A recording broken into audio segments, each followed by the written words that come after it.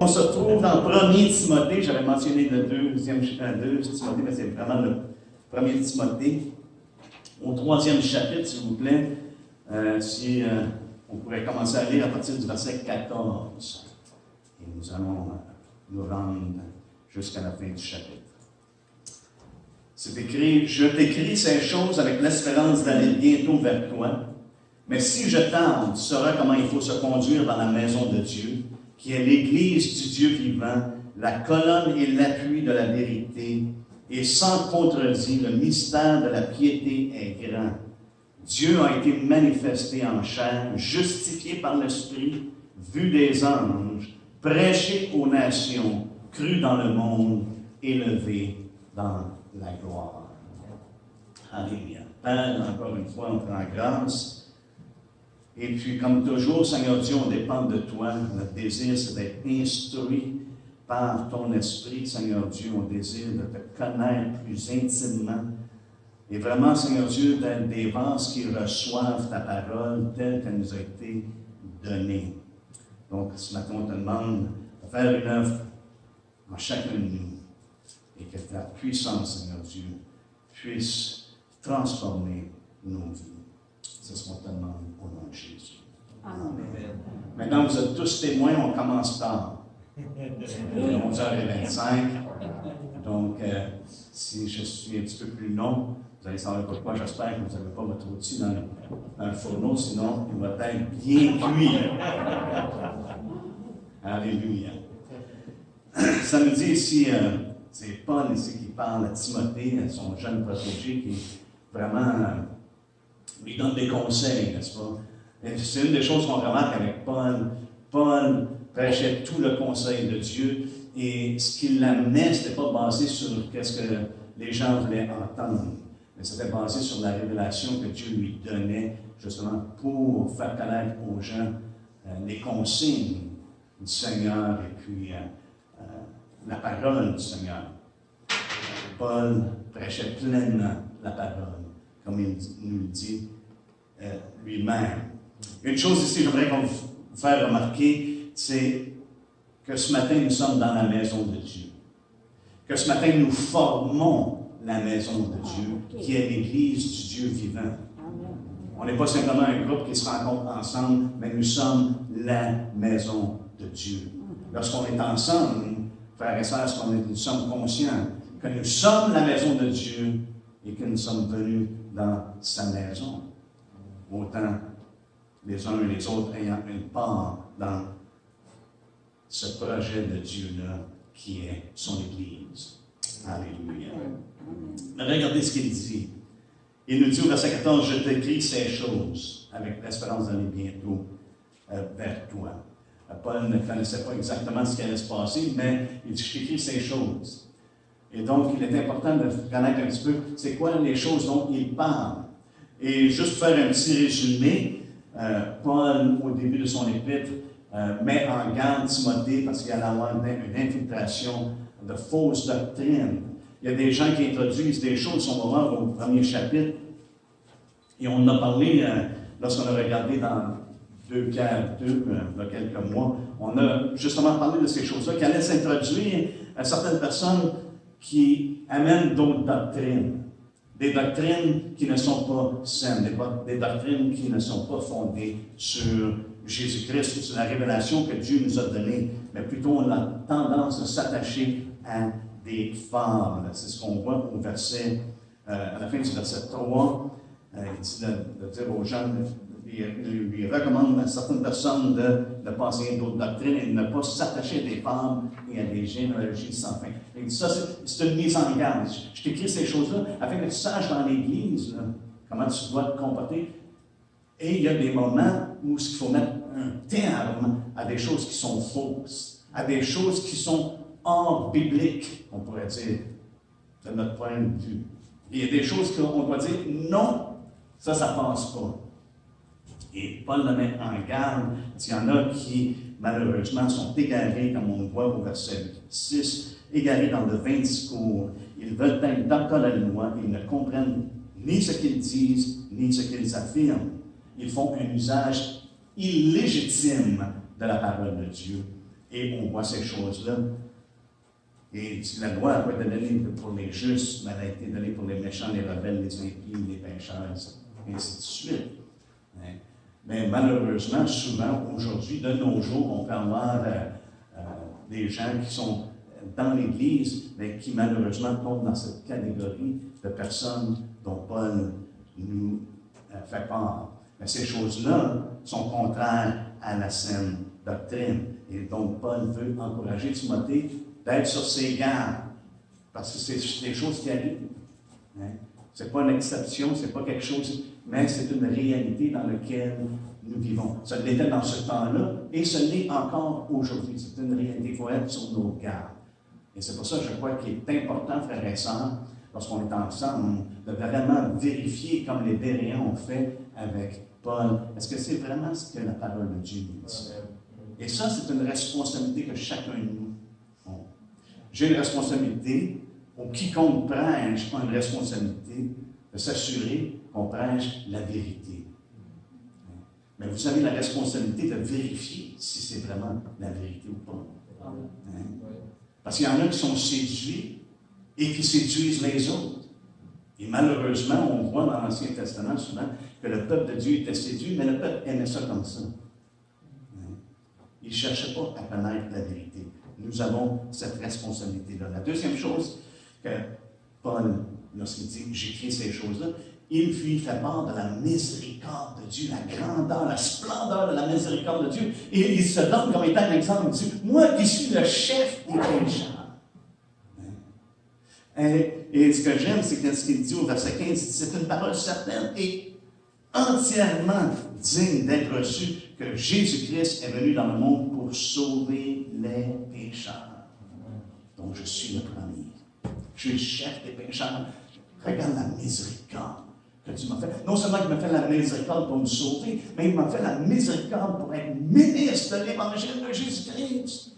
Moi qui ai persécuté l'Église, maintenant, il m'a accordé la grâce dans sa miséricorde que je puisse déclarer ce que je cherchais à détruire.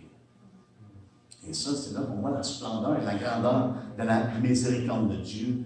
Et puis, Paul dit, je t'écris ces choses-là, Timothée, sois assuré. Dieu est bon. Dieu est grand. Dieu est miséricordieux. Donc, il lui parle de ces choses-là. Troisième chose, c'est qu'il l'encourage un peu plus bas à combattre le bon combat. Frère et sœurs, on est engagé dans un combat. Que ce soit contre les fausses doctrines ou que ce soit contre les forces qui agissent dans ce monde. Les esprits méchants dans les lieux célestes, nous sommes engagés dans un combat. Et il est bon de se rappeler qu'on ne fait pas partie de ce monde. Et le Seigneur nous a sortis. Et n'est-ce pas ce que l'Ecclésiaste est? C'est qu'il nous a appelés hors de. C'est ça son Église. Il nous a appelés à sortir de ce monde. Et maintenant, à entrer dans sa maison. Faire partie de sa maison. De faire partie de son dessein éternel, par laquelle il a mis à l'exécution par Jésus-Christ. Et Jésus dit, je vais bâtir mon Église. Alléluia. Il encourage à prier pour tous les hommes, de ne pas être respecteurs de personne, quelle que soit la personne, que ce soit un roi, un gouverneur, que ce soit quiconque. Prie pour tous les hommes. Prie pour tous les hommes. Après ça, il donne la relation de la femme dans l'Église, à la fin du chapitre 2. Au début du chapitre 3, il donne la qualification des responsables. Comment est-ce qu'une personne doit être? Quelles sont les qualifications? Ce n'est pas d'avoir des lettres après son nom qui est la qualification, frères et sœurs. C'est le caractère d'une personne. C'est la connaissance qu'une personne a avec Jésus-Christ. Cette marche dans la vérité. Cette marche dans la lumière. Et maintenant, il dit, je t'écris ces choses afin que tu saches,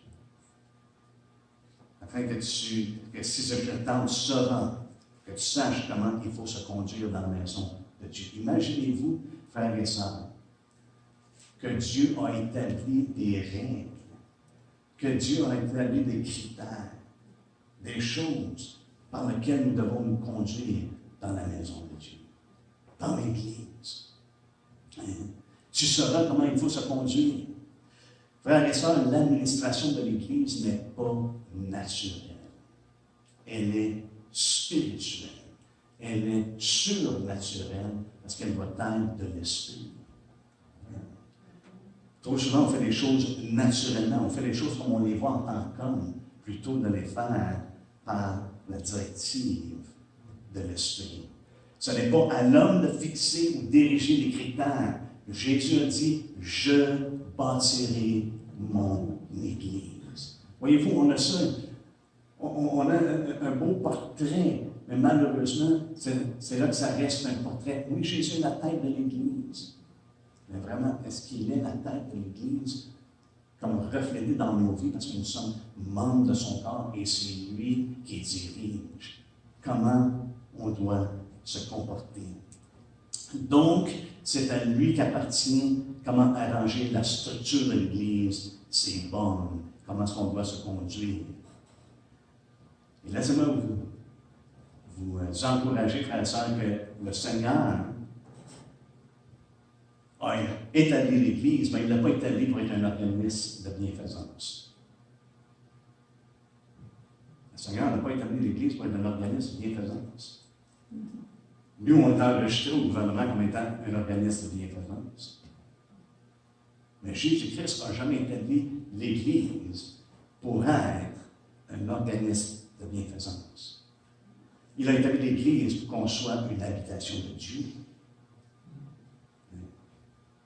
Qu'on soit une habitation de Dieu. Qu'on soit une voix de la part de Dieu. Là, ça ne veut pas dire qu'on ne fait pas des bonnes choses. Au contraire, on est encouragé à s'inciter, à se provoquer les uns les autres à l'amour et aux bonnes œuvres. On doit être impliqué dans ces choses-là, mais ce n'est pas la raison pour laquelle Christ a bâti son Église. Il l'a bâti pour être sa maison. Il ne l'a pas bâti pour être un club social ou un centre de divertissement. Mais lorsqu'on regarde, frères et sœurs, autour de nous, souvent la concentration de l'Église, c'est un regroupement de personnes qui confessent la même chose, qui confessent le même dogme. Mais souvent, c'est un rassemblement comme un club social ou un centre de divertissement. On aime se divertir. Et on utilise les tactiques de ce monde pour essayer d'emplir l'Église. Au lieu, on ne doit pas adapter l'Église. Adapter l'Église à ce monde. On ne doit pas adapter l'Église à essayer d'atteindre ce monde selon les moyens de ce monde. Ici, savez-vous quoi? On est ici, là. Et puis, on doit être ici, dans la maison de Dieu, comme la maison de Dieu, pour louer et adorer Dieu et entendre sa parole. C'est la chose primaire lorsqu'on se rassemble ensemble pour être encouragés et exhortés les uns les autres. Ce n'est pas un moment d'évangélisation. Par contre, ça peut être utilisé comme un moment d'évangélisation, mais non pas qu'on adapte notre rassemblement ensemble pour essayer de convenir à ceux qui ne sont pas sauvés. Mais plutôt, qu'en étant dans la maison de Dieu, et là où l'Esprit de Dieu œuvre, qu'on voit la puissance de Dieu se révéler, tout en étant exhortés et encouragés les uns les autres, mais également que ceux qui ne connaissent pas Dieu, c'est soit qui vont moquer ou qui vont être touchés. Qu'est-ce qui s'est passé à la Pentecôte? La Pentecôte, vous savez quoi? On a tellement mis l'emphase sur le parler en langue qu'on a oublié vraiment ce qui s'est passé à la Pentecôte. Les apôtres se sont pas mis à dire, mais là, regardez tous les gens qu'il y a là. Il faudrait bien essayer de trouver un moyen pour essayer de toucher ces gens-là. Non.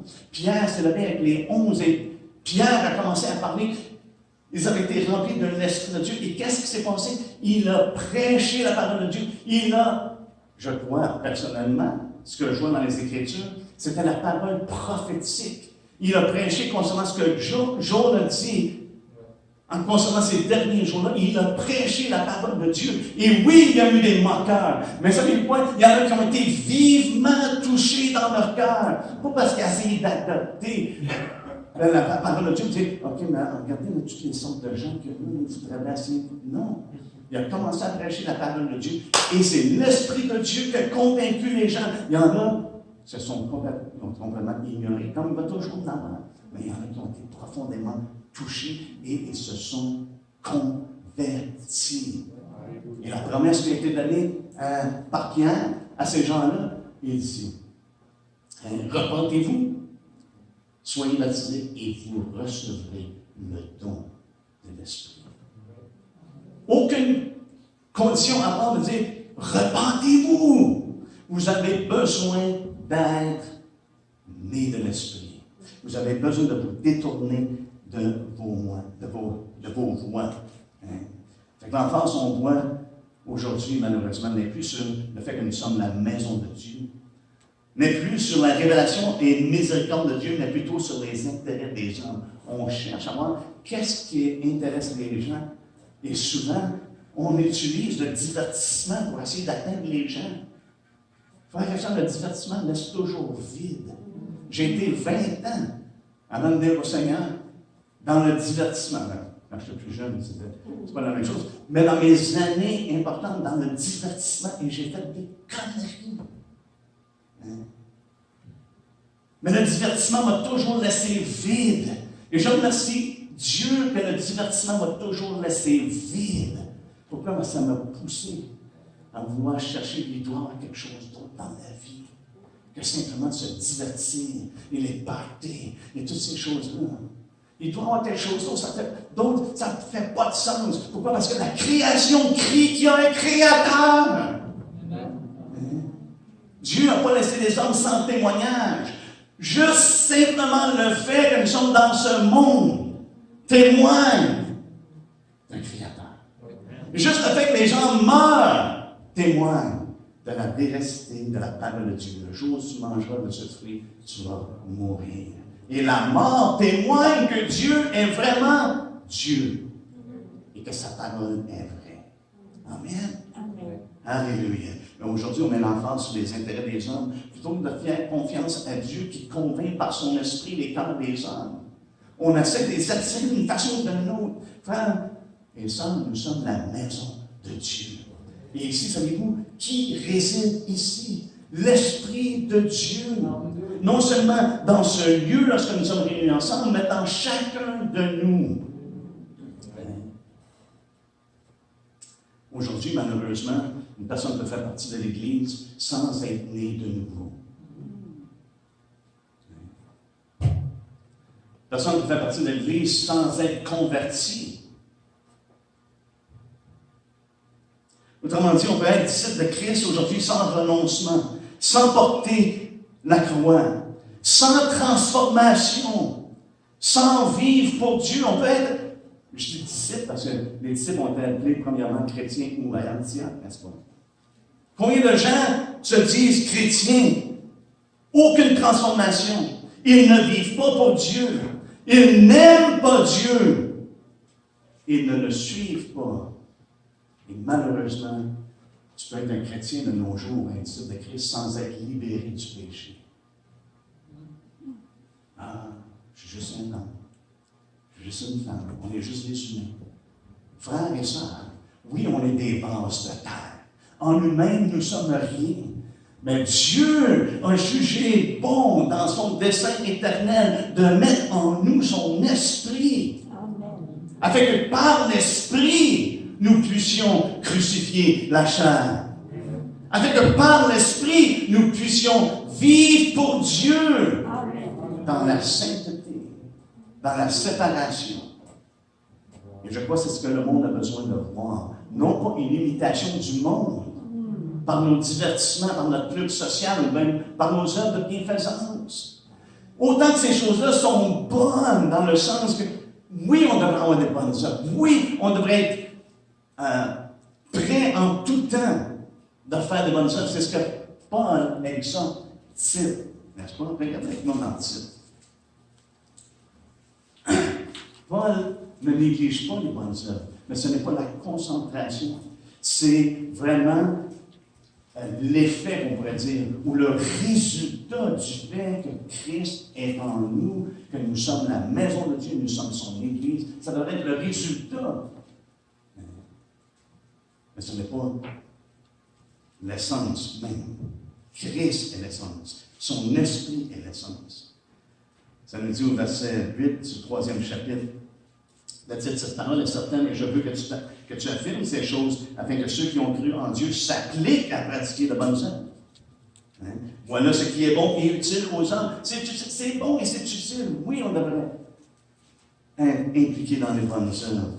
Et on le voit encore une fois, là, ce qu'il dit au verset 14, il faut que les nôtres aussi apprennent à pratiquer de bonnes œuvres. Et ça, c'était pour justement aider ceux qui allaient prêcher l'Évangile. Donc, on doit être impliqué dans les bonnes œuvres. Frères et sœurs, avant tout, lorsqu'on se réunit ici ensemble, c'est que nous sommes la maison de Dieu. Nous sommes son Église, l'Église du Dieu vivant. Et on doit manifester sa présence. On doit faire partie de l'Église. Comment est-ce qu'on fait partie de l'Église? Pierre nous dit, repentez-vous, soyez baptisés et recevez le don de l'Esprit. Il doit y avoir une œuvre de Dieu. Il doit y avoir conversion, comme on voit avec les Thessaloniciens. Donc, Paul dit, on voit vraiment, vous êtes convertis en vous abandonnant les idoles. Il y a eu une transformation qui s'est produite. Comment ça se fait de nos jours, frères et sœurs, je suis bouleversé de voir ce qui se passe dans l'Église. Que souvent les gens proclament Christ, mais il n'y a aucun changement, il n'y a rien qui s'est produit. C'est comme si tu passes des ténèbres à la lumière ou quelqu'un qui est aveugle qui voit. Non, il n'y a rien. Hein? Nous, on est passé des ténèbres à la lumière, frère. Et ça fait toute une différence. Hein? Ça fait toute la différence. Comment est-ce qu'on peut, de nos jours, être disciple de Christ et continuer dans les ténèbres? C'est au-delà de mes pensées. Allez avec moi dans 1er Jean.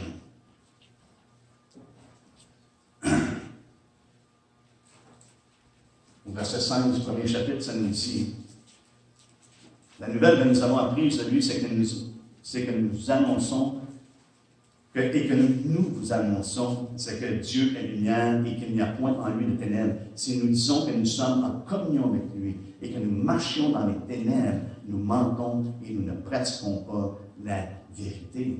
Je pense que c'est tellement clair ce que Jean dit. Il n'y a pas d'ambiguïté là-dedans. Si quelqu'un dit, moi je suis en communion avec Dieu, moi je crois, je suis disciple de Christ. Mais il continue dans les ténèbres, il marche dans les ténèbres. Cette personne-là, la vérité n'est pas en lui. Hein? Cette personne-là se ment à elle-même et ne pratique pas la vérité.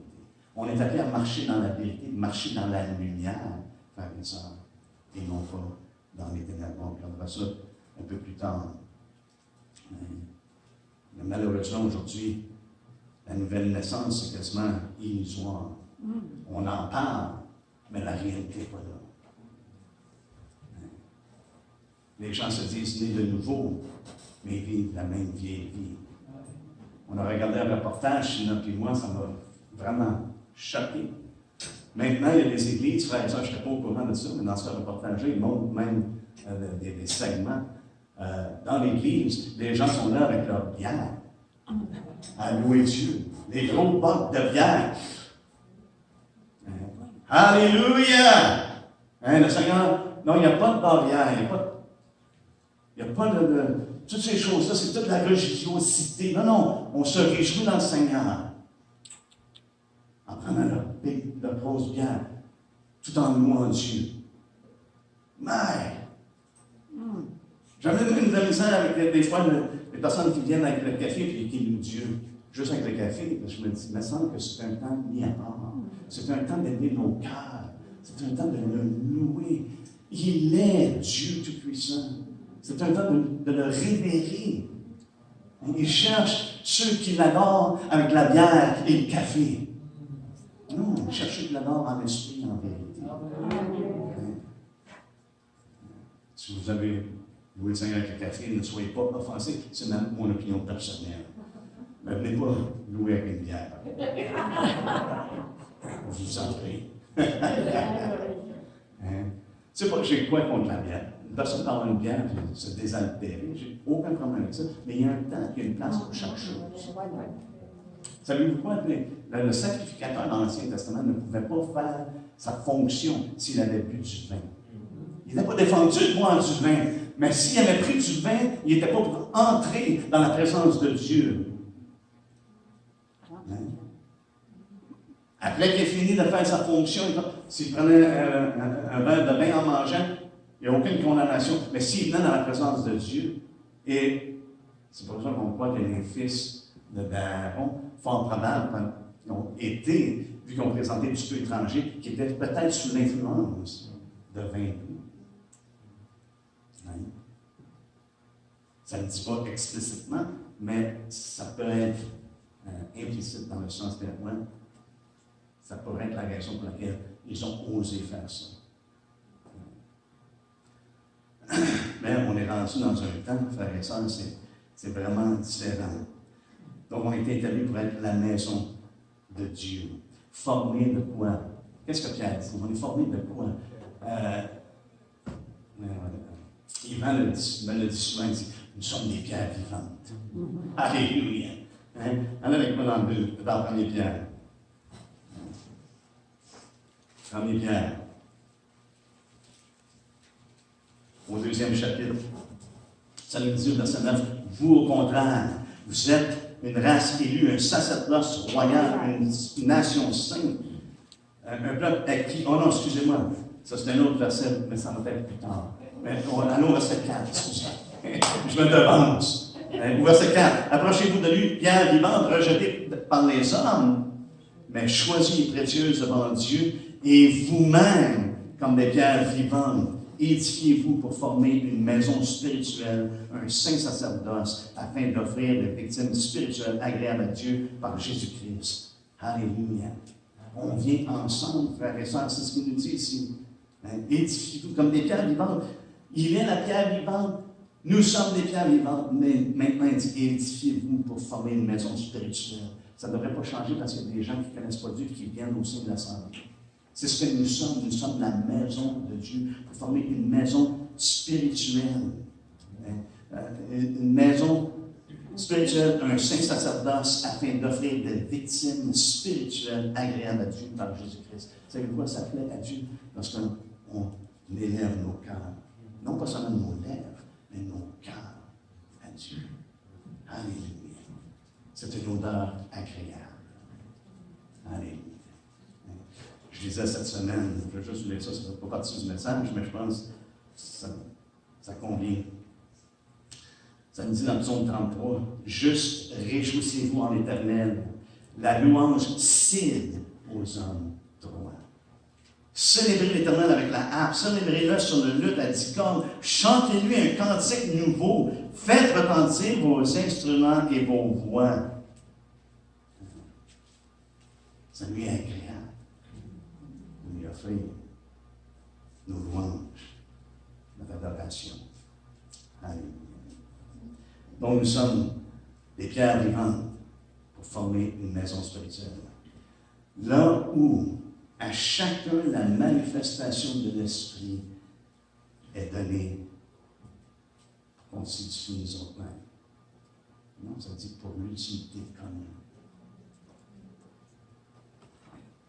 Et c'est ces petits mots-là, des fois, en lisant la parole de Dieu, qui viennent nous chercher. À chacun.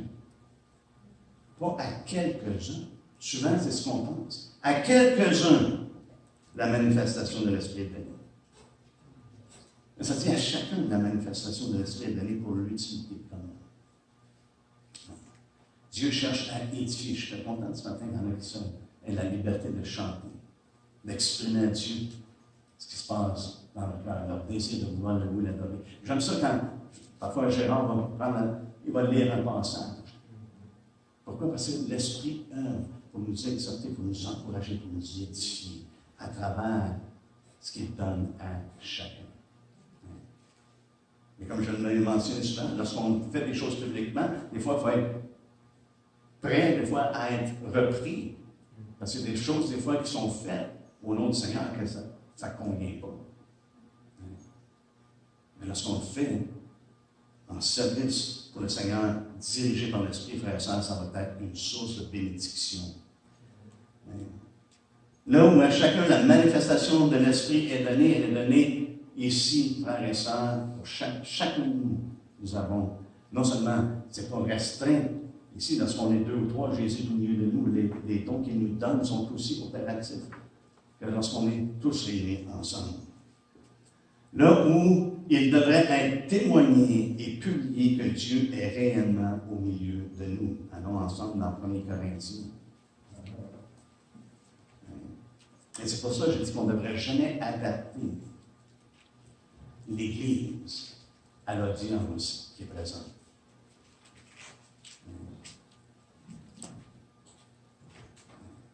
Mais plutôt de laisser l'Esprit œuvrer pour toucher l'audience qui est présente. L'Église, la majorité, formée de pierres vivantes qui sont nées de l'Esprit, sont en Christ de nouvelles créations. Alléluia, n'est-ce pas? C'est ce que nous sommes en Jésus-Christ. Nous sommes de nouvelles créatures. Les choses anciennes, c'est du passé. Toutes choses sont devenues nouvelles. Est-ce que l'Évangile a changé? Ça n'a pas changé depuis que j'ai premièrement cru, mais ça n'a pas changé depuis que ça a été révélé, frères et sœurs.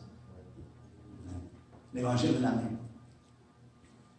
Parce que l'Esprit de Dieu œuvre, il va y avoir conversion des cœurs. Et c'est là que le voile est ôté, et c'est là qu'on voit réellement qui est Jésus-Christ et qu'est-ce qu'il a accompli. Alléluia. Il est bénéfice pour nous. Mais lorsque nous sommes réunis ensemble, frères et sœurs, oui, à chacun, la station de l'Esprit donné pour l'utilité commune, regardez au chapitre 14. Comment est-ce que, lorsque nous sommes réunis ensemble et que l'Esprit œuvre, l'Esprit, la présence de l'Esprit est au milieu de nous, c'est pas qu'il y ait des choses bizarres qui se passent. Ça n'a aucun. Avez-vous déjà lu dans le Nouveau Testament des choses bizarres qui se sont passées au sein de l'Église? Il y a des choses qui se sont manifestées qui étaient vraiment terribles dans un sens, grandiose. Hein? Des gens qui ont été guéris miraculeusement, des gens qui ont parlé en d'autres langues et les autres les écoutaient. Hey, comment ça, c'est qu'ils parlent dans notre langue? C'est pas des Galiléens, ça? C'est passé des choses extraordinaires au sein de l'Église, à un tel point qu'une personne qui a menti est tombée morte, puis sa femme qui était complice, elle aussi est tombée morte. Ça, c'est grandiose, frères et sœurs. Et c'est là qu'on voit l'Esprit de Dieu à l'œuvre.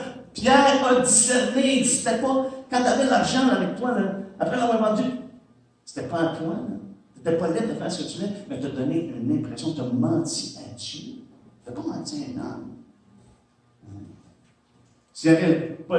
C'est évident qu'il a dû dire, ah oui, ça c'est tout. Et quand il a confronté la femme, il dit, est-ce que c'est vraiment ce que vous avez? Oui, oui, c'est ça, c'est tout. Et elle est tombée morte. Voyez-vous, ce n'est pas des choses bizarres, mais c'est une terreur, par contre, de tomber entre les mains du Dieu vivant. Et lorsque l'Esprit de Dieu opère, frères et sœurs, on devrait avoir la crainte au sein de l'Assemblée si nous vivons en hypocrisie, si nous vivons dans le péché. Ça devrait être une crainte. Mais maintenant, les gens peuvent faire partie de l'Église. Maintenant, nous avons des menteurs chrétiens. Nous avons des adultères chrétiens. Nous avons des fornicateurs chrétiens. Ils vivent ensemble, ils sont en fornication. Mais moi, j'aime le Seigneur. On a des ivrognes chrétiens qui se réunissent ensemble avec leur guerre pour louer Dieu. Nous avons des homosexuels chrétiens maintenant, qui pratiquent ouvertement l'homosexualité et qui se rencontrent dans des églises homosexuelles dirigées par des homosexuels. Ils se disent chrétiens.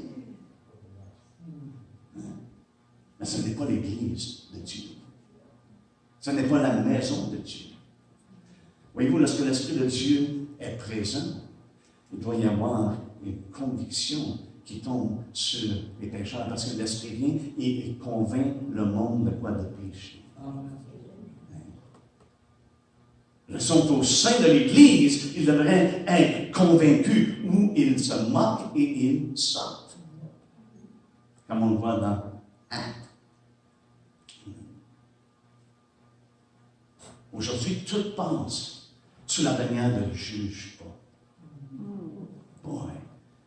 On parle de tort, la parole de Dieu. Jésus n'a pas parlé de ne pas juger dans ce contexte-là, mais il dit de juger avec droiture.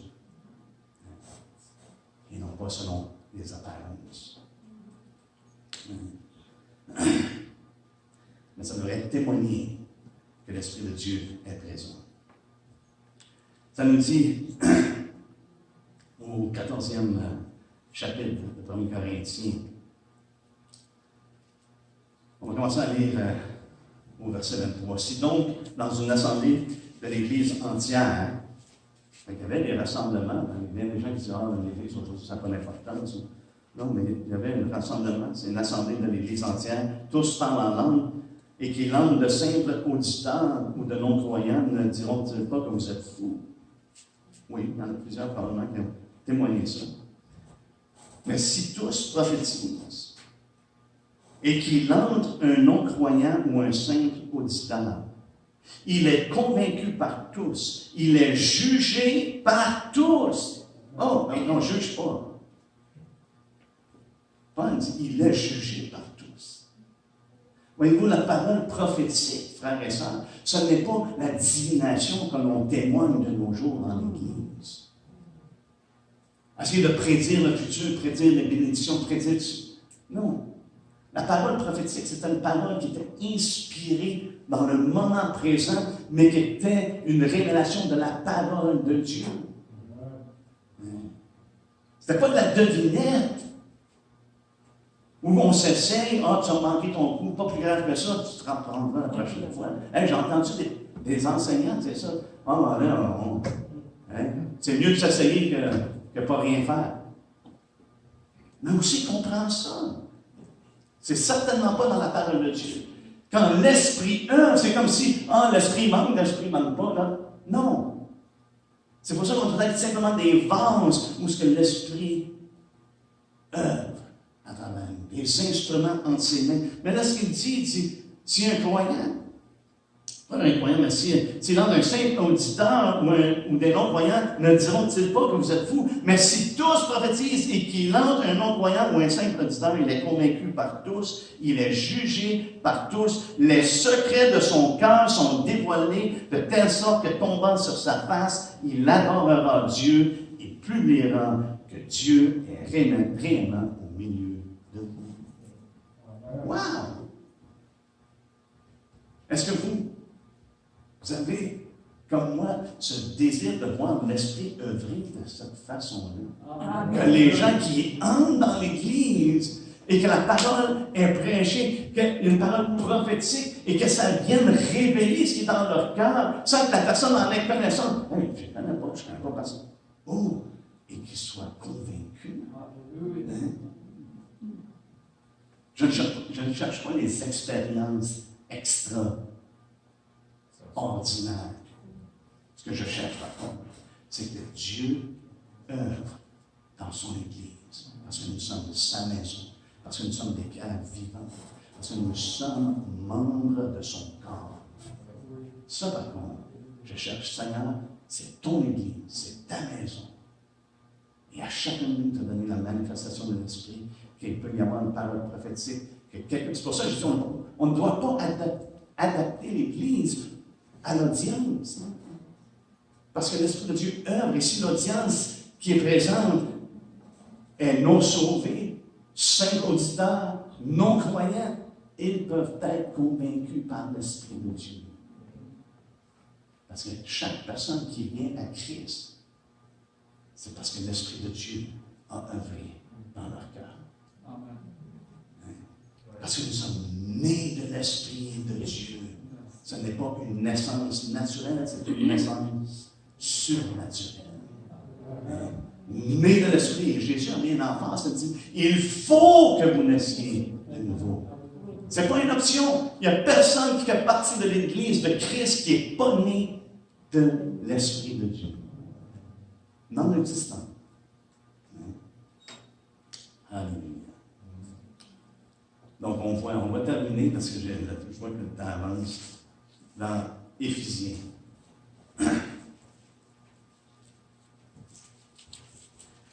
Éphésiens au 2e chapitre, on voit voit l'Église, on voit la maison de Dieu, c'est un lieu de rencontre avec Dieu et avec ses saints. Parce qu'on fait partie de cette maison-là. Nous sommes des pierres vivantes, on fait partie de la maison de Dieu. On va commencer à lire au verset 19 du 2e chapitre. Ainsi donc, vous n'êtes plus des étrangers ni des gens du dehors, mais vous êtes concitoyens des saints, gens de la maison de Dieu. Alléluia!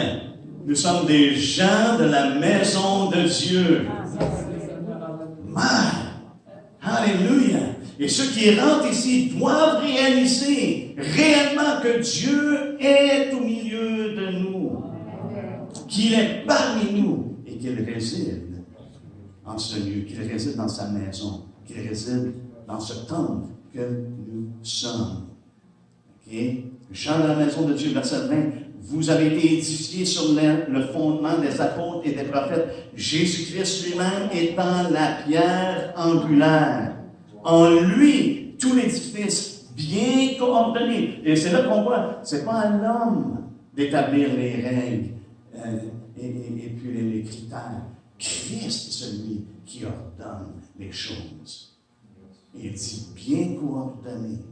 C'est là pour être un temple saint dans le Seigneur. En lui, vous êtes aussi édifiés pour être une habitation de Dieu en esprit.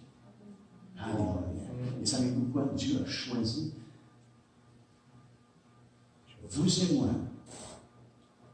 en accord avec les dons qu'il a donnés à chacun et qui doit être manifesté. C'est par ces dons-là que Dieu a choisi d'édifier son corps. Et on regardera ça la semaine prochaine, plus attentivement. Mais, frères et sœurs, nous avons une part dans l'œuvre de Dieu. Si nous faisons vraiment partie de son Église, de sa maison. Amen. Et lorsqu'on vient ici, on ne vient pas juste dans une bâtisse. Si on a une bâtisse, on pourrait être dehors, mais on n'a pas encore la maison de Dieu. On est encore son Église. On pourrait être dans un parc. Et puis, savez-vous quoi? On est la maison de Dieu. Et on ne doit pas adapter notre rencontre, d'honorer, de glorifier, d'offrir des sacrifices spirituels à Dieu, parce qu'il y a d'autres personnes alentour ou qui viennent nous visiter. Combien de fois on a dit, ah, mais là, vous faites attention. J'ai eu des gens qui ont fait attention, mais il y a des personnes. Non, on prêche la parole de Dieu. On prêche la parole de Dieu et c'est à l'Esprit de Dieu de faire son œuvre. C'est une chose qu'on ne peut jamais faire. On ne peut jamais convaincre. Je peux essayer de convaincre les gens. L'Esprit peut me mettre sur le cœur de vraiment les convaincre. Paul essaie de convaincre les Juifs lorsqu'il est en prison. Du matin au soir. Mais en réalité, ils savent fort bien, l'Esprit a besoin de percer les cœurs. Alléluia. Est-ce qu'on peut se lever ensemble? On continue.